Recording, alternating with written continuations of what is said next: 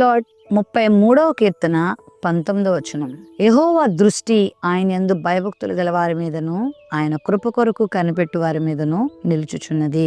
దేవుడు ప్రతి ఒక్కరిని గమనిస్తున్నాడని బైబిల్ గ్రంథంలో చాలా వచనాల్లో మనం చూస్తాం. మంచి వారిని చెడ్డవారిని ఆయన చూస్తున్నాడు, పరిశీలన చేస్తున్నాడు. అయితే ఆయన యొక్క దృష్టి అంటే ఆయన పట్టించుకునేది ఎవరిని అనంటే ఆయన యందు భయభక్తులు కలిగిన వారిని, ఆయన కృప కొరకు కనిపెట్టుకునే వారిని. చాలా కుటుంబాల్లో కూడా చాలా మంది బాధపడుతూ ఉంటారు. మరి నా సొంత తల్లిదండ్రులే నా తమ్ముణ్ణి, నా అన్నను ప్రేమిస్తారు, వాళ్ళ మీద ఆలోచన కలిగి ఉంటారు, వాళ్ళ గురించి ఆలోచిస్తారు గాని నా గురించి ఏం ఆలోచించరు. నేనేమవుతున్నానో, నేనేం తింటున్నానో, నేను ఏ బాధలు పడుతున్నానో నా గురించి ఆలోచించరు గాని నా చుట్టూ ఉన్న వాళ్ళందరి గురించి ఆలోచిస్తారు అంటూ బాధపడుతూ ఉంటారు.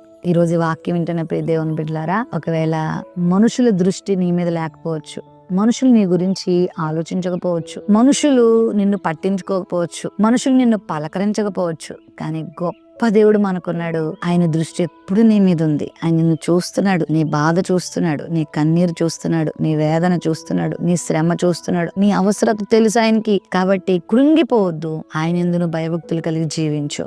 ఆయనకు మొరపెట్టుకోవడం నేర్చుకో.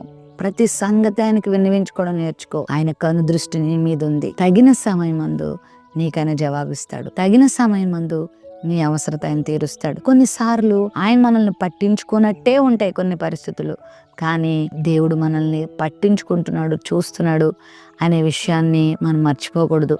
ఖచ్చితంగా ఒకరోజు నీ జీవితంలో ఆయన మేలు చేస్తాడు. నీతిమంతులను ఆయన కృప కొరకు కనిపెట్టుకునేవారి మీద ఆయన దృష్టి ఉంది.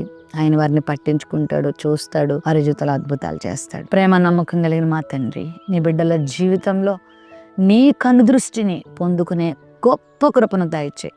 మనుషులు కొద్ది కాలం మా గురించి ఆలోచిస్తారు, మమ్మల్ని వదిలిపెట్టి వెళ్ళిపోతారు, కానీ నీ దృష్టి మా మీద ఉంటే తరతరములకు శాశ్వత కాలం వరకు మేము దీవించబడిన వారంగా, ఆశీర్వదించబడిన వారంగా ఉంటాం. అట్టి కృప ఈ వాక్య వాగ్దానం వీక్షించిన వీళ్ళందరికీ దయచేయమని ప్రార్థించి వేడుకొంచున్నాం తండ్రి. ఆమేన్.